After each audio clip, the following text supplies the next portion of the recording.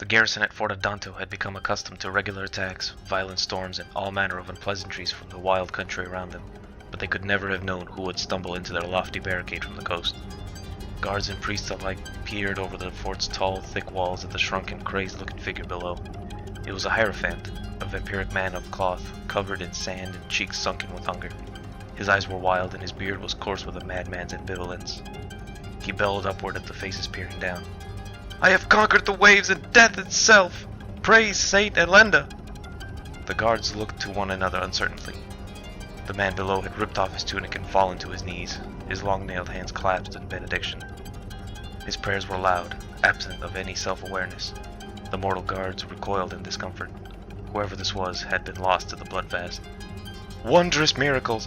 Empty arteries and lapping tongues! She gave us life! Rejoice, you tepid fools!" The human guards dared not open the door. A vampire in the midst of the bloodfast was tremendously dangerous. One lost to themselves would not be able to discern between the blood of the faithful and the blood of a sinner. Instead, one of the guards fetched the priest for help. The starving vampire outside the fort grew more fervent in his prayer. "I forsook sustenance to bring myself closer to blessed Saint Elenda, and here I stand." He reached into a moldy bag hanging from his side and threw a jumbled mess of metal onto the ground. The guards could make out a crushed sextant, a broken compass, and a menagerie of other ruined navigational tools. "I knew we did not need these tools of deception," the vampire screamed. "My fate and Elenda drew us here." The priest of Fort Adanto had made her way to the door. She called through the thick wood to the vampire on the other side. "No ships have arrived today. What vessel brought you here?" "The sacrosanct buoyancy of my inviolable fate," howled the vampire. "The finest ship in the Legion of Dusk. I arrived on Her Majesty's courage." The vampiric priest rolled up her sleeves and nodded at the guards to open the gate. The guards lifted the locks and pulled the door's massive chains, and the starving vampire stumbled inside. The priest gasped. "Hierophant Mavrin Fane." "Saint Elenda was the first," Mavrin Fane raved. "Her sacrifices are survival, her selflessness the model of our success. I took the right 200 years ago, and under the guidance of Saint Elenda the First, we will find a way to immortality without the need for blood." The priest was kneeling now, picking up the broken pieces of Fane's equipment. She looked up at Mavrin with shock. "Were these navigational tools of your ship?" "I knew we did not need them," Mavrin spat in response. He stilled, suddenly sniffing the air, and looked up at the guards at the top of the fort's walls. The guards backed away from the edge, but not nearly fast enough. Mavrin Fane hissed and ran at the wall with his eyes locked on the humans above. He began to claw his way up the side to Fort Adanto, chunks of wood flying in jagged splinters as he climbed ferociously. His face was a terrible mask, teeth bared and eyes wide. He snarled and scrambled upward, snatching the nearest human guard with nails as sharp as knives. The man yelled in surprise, and Mavrin Fane bit madly at the metal covering between the guard's jaw and collarbone. Though none could react in time to stop the blood-crazed vampire, the attack was in vain. His teeth could not pierce the armor before the other guards ran forward, kicking him off the ledge. He hit the ground with a thump, and in a moment, the priest of Fort Adanto was on top of him, pinning him to the ground to prevent another outburst. "Your piety is apparent, Mavrin Fane," the priest grunted with effort, "but your bloodfast must end if you wish to remain at Fort Adanto. Break your bloodfast, Hierophant. Your reverence is manifest, but your mission will require your full awareness." The priest wrestled Mavrin Fane to his feet and began to walk him towards the prison cells. The Legion of Dusk had little use for long-term prisons, but temporary holding cells were necessary for getting prisoners to their full health before sentencing.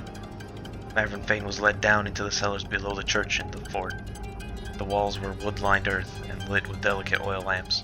The priest opened an iron door at the end and guided Mavrin inside. The noises of a single whimpering man leaked under the gap between the walls.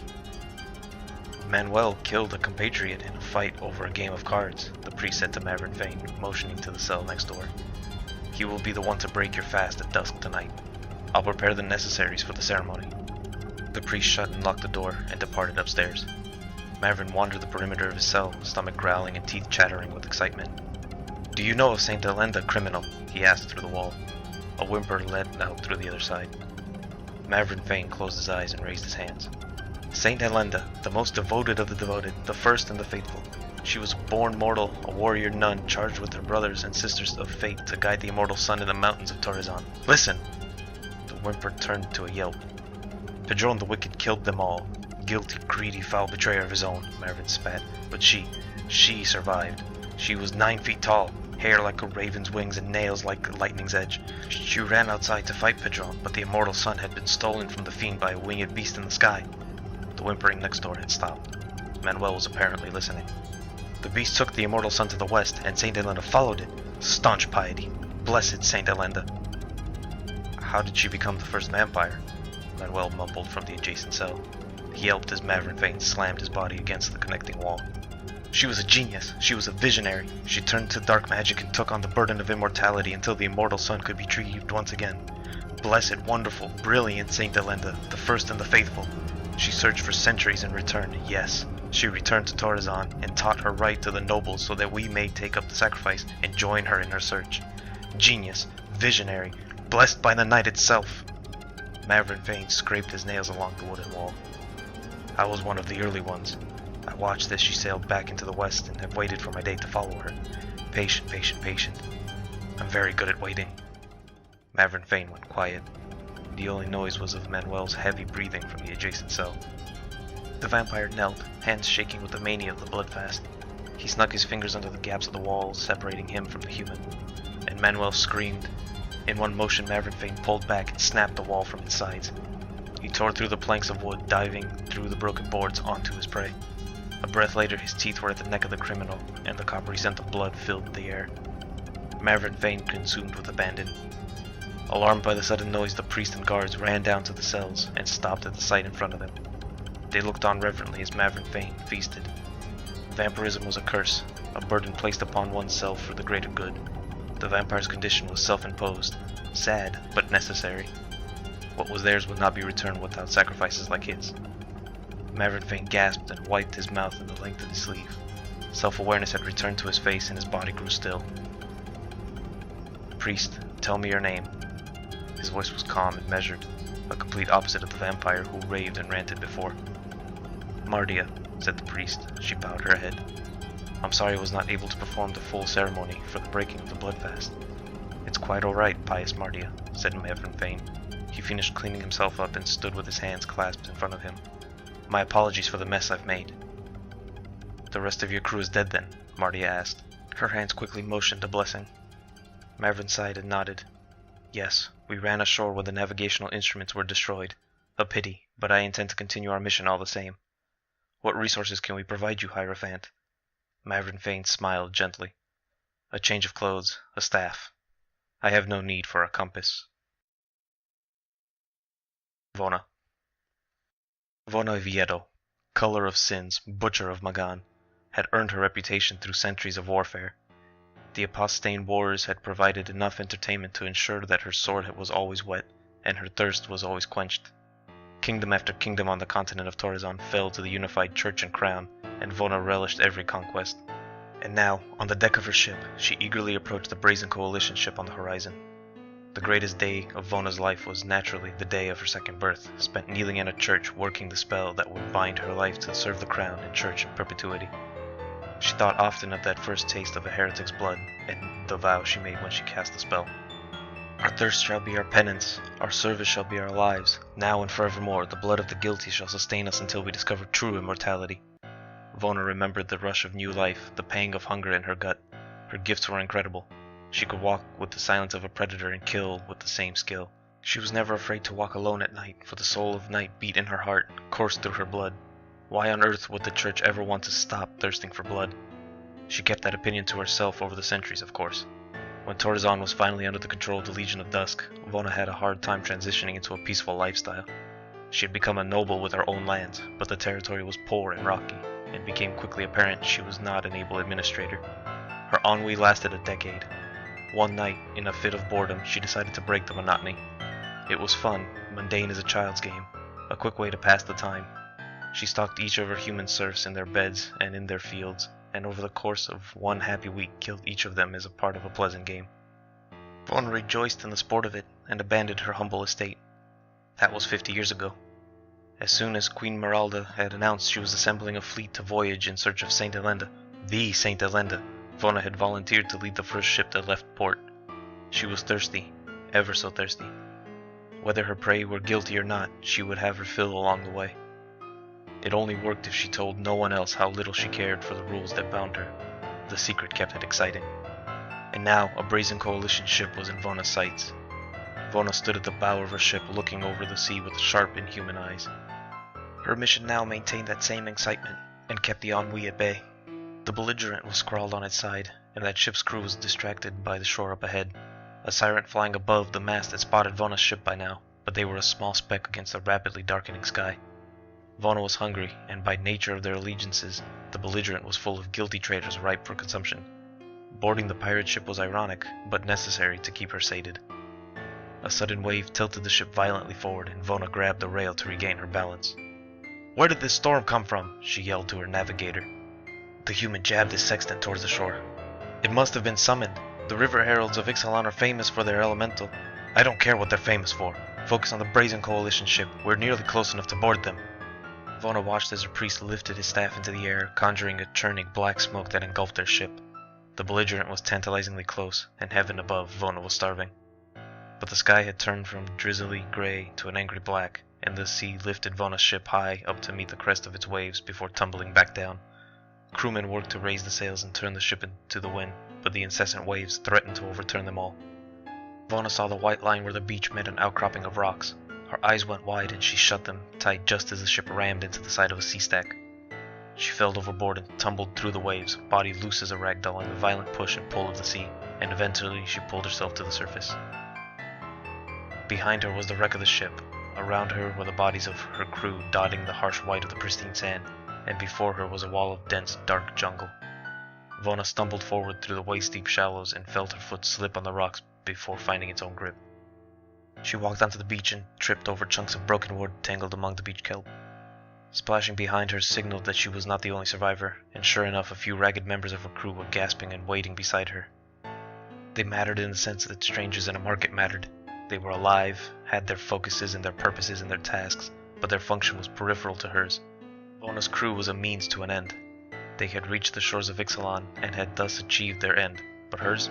Her purpose was one touched by divinity and delivered by the queen herself. An ancient feeling stirred in her heart. Vona Vieto, butcher of Magan, now stood closer to Saint Galenda than she had ever been in her life.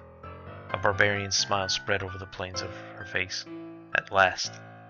She half walked, half swam her way out of the shallows. A few of her crew were calling for her help or pathetically slapping the waves, but Vona ignored them. She and her crew had been pursuing the brazen coalition vessel for days. Vona had instructed her navigator to prepare to board in order to feed the vampires in preparation for the landing expedition ahead. Her kin would need their strength after all. Now, as Vona looked over the pirate ship that lay beached beside her own, she understood that this was serendipity. Vona was elated. If the rumors are true, then the stranger who bears the compass is her captain. The vampire paused and weighed her options. She could either wait for the leader to emerge, or she could ambush the captain in the thick of the jungle. Vona's grin returned. It had been far too long since her last hunt. A few pirates tumbled ashore behind her. Vona sniffed the air. A man ragged with trauma sat cradling a freshly broken arm in the sand. His clothing bore the typical rags of a brazen coalition pauper, and his face was lined like rumpled linen. He locked eyes with Vona and fell back onto the sand, pushing himself further and further away with tired legs. "Please, no! I'm not a criminal!" Vona strode forward and looked down her nose at the pirate. "Do you recognize the sovereignty of Queen Meralda?" "Yes, I do!" The vampire sneered. "Then you should know what Her Majesty thinks of liars. I find you guilty of deceit and a criminal in the eyes of the church." A blur of noise and sand punctuated her decree, and Vona efficiently silenced the scream that emerged from the pirate's throat. She drank greedily and felt the sinner's blood fill her with righteous purpose. Distantly she knew she was making a mess, but that did not bother her. The sea would wash away her untidiness. The vampire gasped with sated satisfaction and picked up a sword that had washed onto the beach beside her. Vona marched towards the thick wall of green. She wasn't the patient type. She knew her crew would follow suit when they could keep up. Besides, she did not need them for the task ahead. She was the butcher of Magan, and the immortal sun was hers for the taking. Jace. Jace was thankful he somehow remembered how to swim. In the chaos of the storm, he had leapt overboard alongside Vraska. Jace grabbed a floating piece of wood to conserve energy and began kicking himself to shore.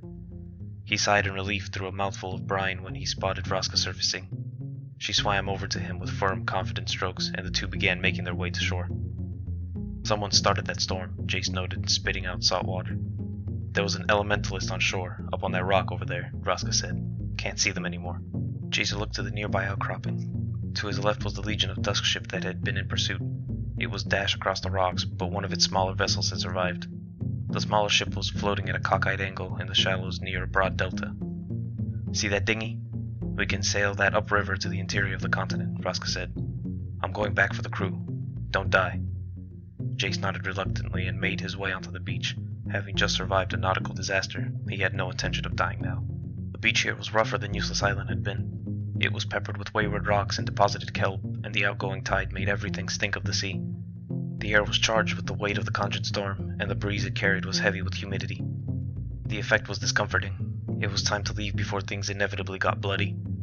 He felt like he was at the starting gate for a race, as if some door would swing open and a rabbit would be let loose for him to chase. He began to make his way towards the beach dinghy. Now that he was out of the water, he could see the tremendous damage the storm had done.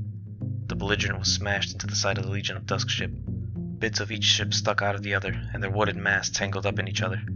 Jace could make out bodies in the water, but dared not look closely enough to discern which were his friends and which were his enemies. His heart caught in his chest. Malcolm, Breeches, Gavin, Amelia. These were the only people he could remember ever knowing. Jace heard a mumbling phrase grow louder in his mind. It sounded hungry, furious, like some kind of an animal. He looked to his right and saw a vampire in shining armor running full speed toward him through the sand. Panic jolted through Jace's mind, but his instinct overtook him. His perception slowed almost to a standstill. The vampire's mind appeared to him, coiled glass and wisps of fragile energy. Jace reached out and, sensing the immensity of his own power, made a significant effort to allow only a minute pinprick of it to reach his target. He charged that small expression of power with one simple command: sleep. Time resumed. Jace gasped. The vampire in front of him stumbled in the sand and collapsed to the ground, snoring. Jace froze in his tracks and looked down in pleasant surprise at the vampire at his feet. Jace! Vraska was running toward him. Close your eyes, she mentally yelled loud enough for him to hear. Jace screwed his eyes shut and heard something thwomp in the sand behind him. He looked back and down. A petrified vampire laid at his feet. The thing looked as if it had fallen out of a museum. The vampire was frozen mid-run, his clothing solidified in impossible to carve thinness, his detail captured down to the pores of his face. Had Jace known otherwise, he would have thought this to be a statue carved by a master's hand. It was almost beautiful. Vraska came to a stop in front of him. We lost Edgar, she said tightly, turning back toward the ship. Jace followed, leaving both sleeping vampire and its stone crewmate behind. The surviving crew of the belligerent was shaking off the crash and bracing for a fight. Several vampires were swimming ashore with ease despite the obvious weight of their armor. Their gifts were good for more than just feasting, it seemed. Breeches easily ran across the sand towards Vraska, his tail streaming behind him as he ran. We fight, you go, he yelled. Vraska knelt to his level. We go as a crew, she said tersely. Breeches shook his head. We fight dusk, you find sun. Meet up later. How will you find us? Vraska asked. Breeches pointed at Jace. Follow fancy illusion. Vraska nodded. Jace will make something tall when we get off that boat upriver. Have Malcolm check high up every hour to look for us, Vraska said, nodding resolutely at Breeches. The goblin nodded and shambled back to the survivor on two legs, waving two little knives in each of his hands like a murderous ragdoll. Breeches! Vraska called one last time. The goblin turned around, and the rest of the crew behind him listened attentively to their captain. We're not here to stay. Leave the locals alone, said the Gorgon, but kill every vampire you find. The goblin grinned, and the crew of the belligerent drew their weapons and charged the remaining vampires. Jace shivered despite the summer heat. He was glad he was on the pirate's side. Bellerin, with me, she called before racing off towards the small ship in the river. Jace and Vraska ran with heavy steps through the sand of the beach toward the small ship near the river delta. The ground beneath them gradually went from a smooth, wet surface to a lumpy, dry sand that kicked up their shoes as they ran. They passed the body of pirate crewman soaked in his own blood, and Vraska swore. Bloody tracks led away from the body into the thick jungle. Vraska looked back to Jace as they ran. Jace, you need to camouflage us. He shut his eyes and dutifully willed a veil of invisibility over himself and Vraska. He hid their movements as they ran over the beach and cast an illusion to disguise their footprints. Vraska splashed through the shallow water of the estuary and climbed into the boat.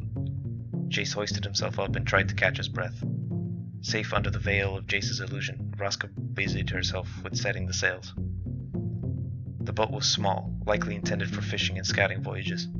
Its dark sails fluttered, and a sudden inland breeze pushed them upriver into the jungle. "May as well use the wind while we can. We've got a lot of rowing ahead," Vraska remarked. They watched as the impending battle on the beach began, but as they passed into the maze of trees, they lost sight of the belligerent for good. The noise of the fight and the pull of the waves were replaced by the chirping of insects and the calls of small flying reptiles above. The jungle here was different than that of Eustace Island, and Jace marveled at the size of the trees. On his island, they were stunted by spatial restriction, but here the trees spread wide and tall. He felt shrunken, a miniature version of himself tossed into a massive garden. Vraska was busying herself trying to capture the dwindling breeze in her sails. She gave up after a while and pulled the oars out from under her seat. Her brow was furrowed in visible concern. "You're worried about the rest of our crew," Jace noted as he began to row. Vraska nodded. "Yes, but they can take care of themselves," she said. "I'm their captain, not their mother. They'll find us after they've eliminated the threat." The canopy began to close over them. Shadow and green surrounded their vessel, and the river started to narrow into a deep channel. Branches crisscrossed overhead and the sun vanished entirely. The air was thick, clammy, and fragrant with the musk of damp earth. He glanced over the side of the boat. A school of fish was playfully swimming below. He could just make out their shapes in the cloudy water. Jace looked up, and Vraska was giving him an odd look with an intent he couldn't interpret through expression alone. She looked almost ill with hesitation. "What is it?" he asked. She took a deep breath. "Neither of us are from here," she blurted out. Jace blinked. "Well, obviously. You said we're from Ravnica." She was grimacing, reluctant to talk, but even more reluctant to keep it to herself. "Ravnica isn't on this plane." Jace's eyebrows lifted as far as they could. "This plane." Vraska was visibly trying to find a way to put into words what she was trying to say. She stuffed away the compass Jace had given back to her, and talked with her hands. "You told me your body disappeared and reappeared when you first arrived, and there was a symbol that appeared above your head, right?" Jace nodded. Vraska let out a breath and stilled herself. A strange shadow darkened their boat, and her body faded out of sight. Jace leapt to his feet so quickly he nearly fell off the boat into the current of the river. He heard a sudden thud and spun around. Vraska had reappeared on the other end of the boat, the same spot she had left had the boat not been traveling upstream, and the same triangle circle appeared above her head. Jace's jaw was entirely slack. Vraska waved her hands in a little ta-da. "I'm one too, and usually when we," she motioned to them both, "do that," she motioned all around, "we can travel to other places of existence. We're planeswalkers." This was entirely too much new information to take in at once. Jace began to ask the first of 30 questions that immediately sprang to mind. Vraska stopped him with an outstretched palm. "Wait till I'm finished. Now whenever we try to planeswalk, something yanks us back, and we aren't allowed to leave, right? I believe that Araska doesn't just contain the immortal sun. It also contains the enchantment that keeps us here.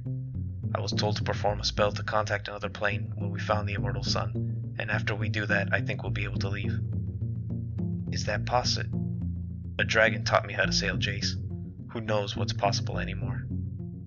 Jace was absurdly excited to put the pieces together. He locked eyes with Vraska and thought out loud with gusto. "We thought the compass was just pointing to the city, but it points to blooms of powerful magic." He nodded to Vraska's pocket. "Instead of magnetic north, it points to etheric north, and it also points towards large outliers of similar kinds of magic. That's why it pointed to me when you found me, and that's why it's probably pointing to you now. I tried to tell you on the boat before we crashed." She pulled out the compass. It was pointing at her, but slowly shifting back as the mark above her head vanished. Jace nodded in self-confirmation, fiddling with the switch at the side so that the second beam pointed towards what he knew was etheric north. He toggled it on and off, with the point toward Araska remaining static. "We can use it to accurately map our route by calculating the angle between etheric north and Araska, or we can just follow the direction pointing to large expressions of magic like you've been doing. One is a bit less elegant, but it works." "That's incredible," Vraska said, blinking at the thematic compass. She smiled, laughed. "The barrier must rely on the same magic we use to planeswalk. That's why the compass points there. You figured it out."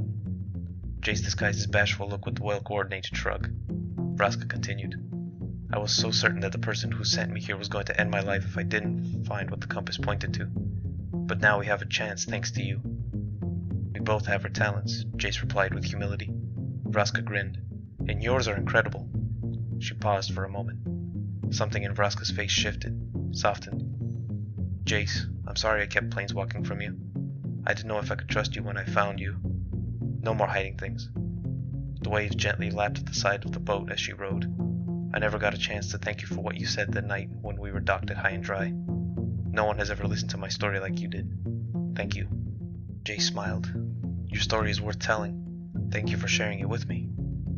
The gentle smile she gave in return gave him pause. It was vulnerable and honest. Eyes locked with his. She had stopped rowing. Everything about this jungle was bright and oversaturated. It all felt weighty with meaning. Jace had dozens of questions lined up, all of them severely different from one another in tone, a hodgepodge of inquiries both mundane and fantastical. Did she like books? What were the metaphysical properties of the space between planes of existence? How was planeswalking different from casting a normal spell? What was her favorite dessert? But something at the back of Jace's mind caught his attention. He surveyed the banks of the river.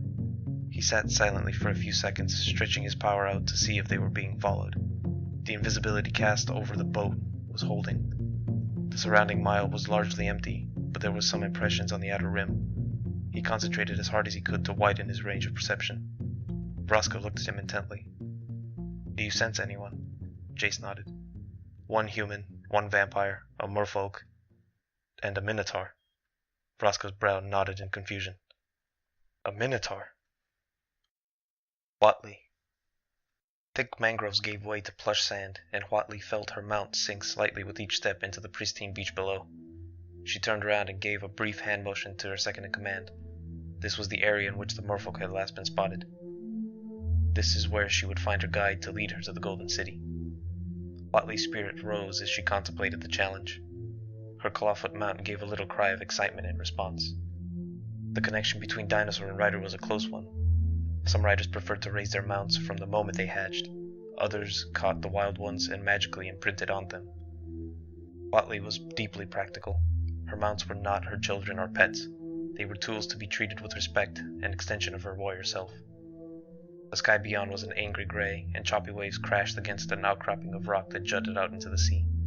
Near the stone, Whatley could make out two broken and battered ships. One bore the colors of the Brazen Coalition, and the other had the tattered black sails of the Legion of Dusk clinging to its broken masts. A person caught her eye. She must have been a person, but she was unlike anyone Whatley had ever seen before. Her skin was emerald green, more reptilian than anything else, and her shining golden eyes were wide, searching for fellow survivors. A tangle of vines rose out of her head and licked at the air, and she wore a captain's coat and breeches. Whatley knew better than to approach the ships.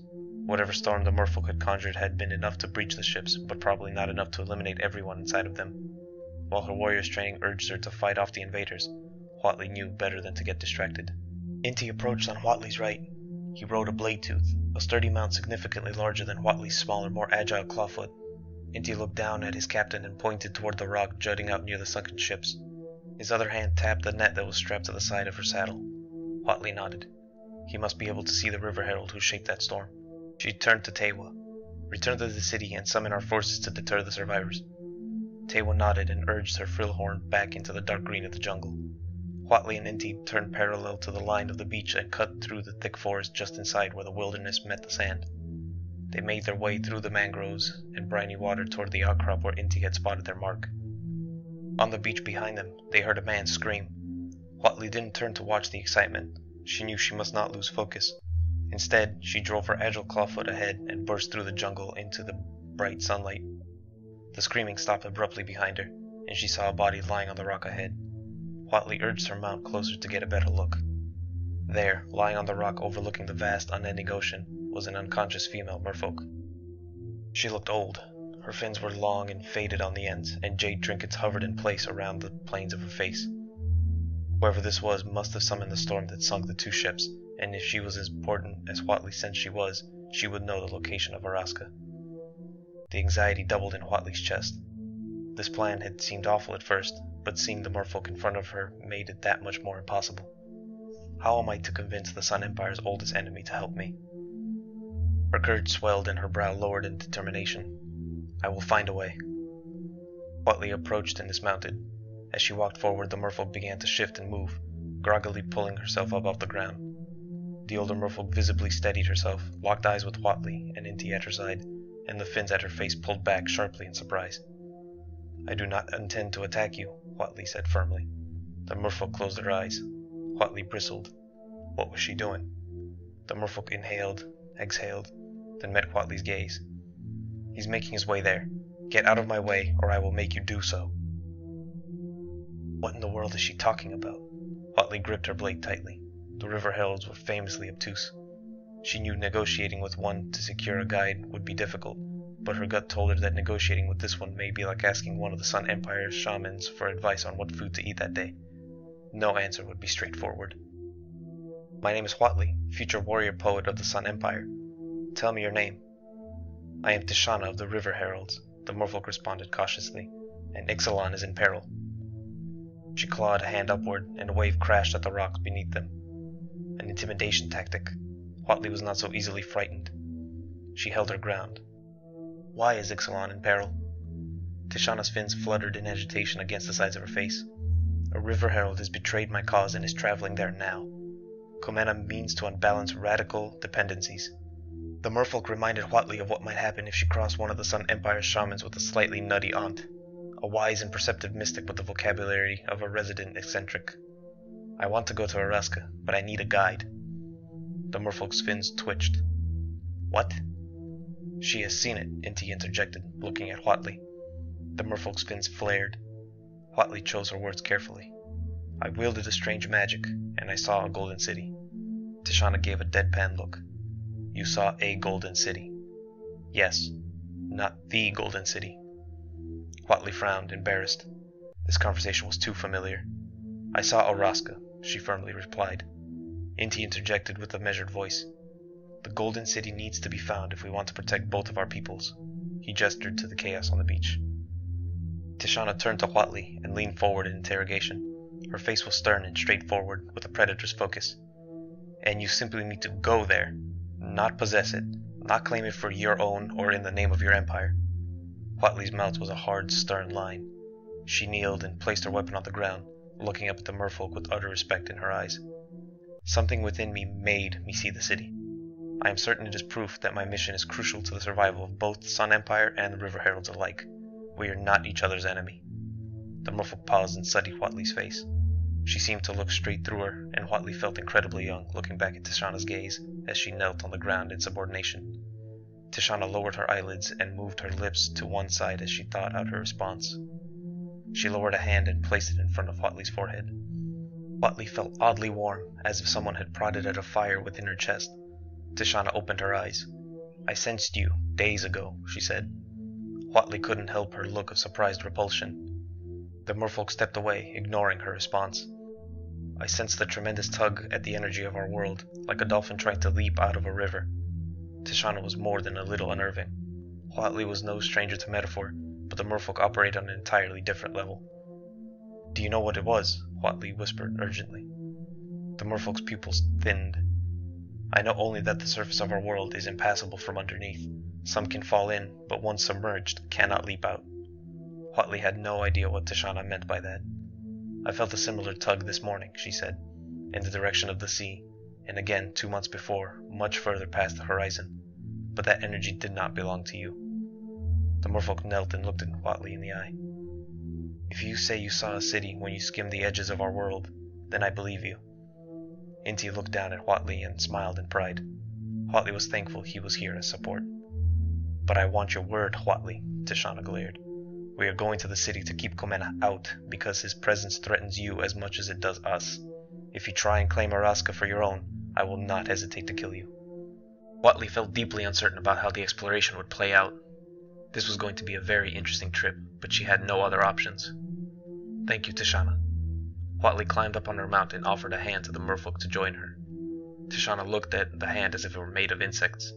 "I will travel independently," she scowled. The merfolk lifted a small jade item from a bag at her side and set it on the ground. She lifted a hand, and the jade lit from within, a firefly glow encased in mottled green. The rock and vines that lined the outcropping of rock they stood on began to vibrate, moving toward the jade totem as iron to magnet. The rock and wood curved and expanded, picking up the totem as it did so, and began to form the shape of an elemental. Within moments, where once was a beautiful carving was now a fierce elemental that stood as tall as Huatli's clawfoot. Tishana held out a foot as part of the wood formed a foothold. She stepped up and grabbed the top of her new elemental mount. "Follow me," she said. Huatli swallowed. This was a woman of immense power. She turned her own dinosaur and looked down over the sand to see a scene of absolute chaos. Some survivors were paddling out of the wreckage of the two ships, and a large patch of blood stained the white of the beach. A vampire was running into the thick of the jungle. Huatli pointed toward the fleeing conquistador. "Inti, tell them. Track me into the rainforest when you finish chasing them off." Inti tore off down the side of the rocks and into the jungle. Huatli whistled a quick melody, hoping that Tewa was not out of earshot. She silently thanked Tewa for remembering her training. Tewa heard the command and immediately followed Inti and the vampire into the jungle. Making a run for Araska, no doubt, Huatli laughed to herself. Pathetic leech. The beginning of a poem blossomed in her mind as she trotted her clawfoot down the other side of the outcropping. She looked over the wrecked ships and mused on how her poem about this expedition would begin. A ship crewed by leeches chased a ship crewed by fleas. "Stop! Turn toward the river," Tishana yelled in command. The merfolk turned the elemental she was riding and bounded toward the river. Huatli followed suit and stopped alongside Tishana. Tishana sighed with the impatience of a busy scholar. Someone is casting an illusion there, on the water. Huatli looked past the merfolk's hand into the distance where the ocean water mingled with the river and found herself transfixed. The river was slow-moving and gentle. No waves disturbed its current, but there, a gentle wake was cutting through the water. There was no traceable source, and there was clearly nothing swimming underneath. "It is odd. Are you certain it's an illusion?" Huatli asked. Tishana scoffed. "I've been casting illusions longer than you've been alive." "But do you think one of the Legion of Dusk survivors did that?" The merfolk shook her head. "Such illusions are beyond their mastery. I worry that this is a greater threat." With no warning, the merfolk turned her elemental and bounded into the rainforest. Huatli grunted with frustration and urged her mount to travel faster to follow. They ran into the thick of the jungle, keeping the strange wake of the river in sight. Leaves and vines whipped past Huatli's face, and her heart sang with hope. Perhaps this was what she was supposed to do after all. Everything about the situation was new and uncomfortable, and Huatli was loath to admit that she was anxious, but things seemed to be working out well so far. To her knowledge, no river herald had ever willingly worked with a Sun Empire warrior. Tishana's assistance still felt extraordinarily strange. Huatli couldn't help but wonder if the merfolk planned to take advantage of her. It didn't help that she couldn't get a read on Tishana. Huatli's clawfoot chirped in excitement. Its feet pounded a steady rhythm against the vegetation of the jungle floor. "Has the Sun Empire heard the whispers?" Tishana yelled above the slap of leaves and rush of humid jungle air. "Do you mean actual whispers or rumors?" The merfolk ignored her request for clarification. "One of our own overheard a conversation on the outpost of High and Dry. We later corroborated it with word from one of yours. There is a captain of the Brazen Coalition who possesses a compass that can locate the Golden City," Tishana said. "She has emerald skin and hair that looks like vines." Huatli finished. The merfolk was silent. Only the pounding of her elemental's rock and wood feet against the jungle floor broke the quiet. "I saw her in the wreckage," Huatli said. "If she possesses what you say she does, then that wake is certainly her. She must be a skilled illusionist." Tishana's eyes were trained on the wake in the river. Huatli tightened the grip on her dinosaur's reins. "Then we must be ready. When the river narrows, they can go no further. We strike." "We need their compass more than we need them dead," Tishana said. "I do not intend to kill them," Huatli said with offended irritation. Tishana tisked. "The essential mists of morning," she said with a sage nod. Huatli bit the inside of her lip in frustration. "Please clarify what mists. The location of Araska is secret even to us." Huatli's confidence cratered. "You don't know where it is at all." The merfolk glared back. "We know its general location." Huatli clamped her mouth shut. She took a deep breath and did her best to hide her mounting frustration. "It is beyond the Sun Empire territory, though, yes? It is over the mountain range that separates Pachatupa and Quetzalcoatl, and across the lake after that." Huatli referenced her mental topography. "North or south of Lost Vale?" "South. And that is all you know?" "Yes." Huatli nodded. She felt in over her head. "We're gonna need that compass,"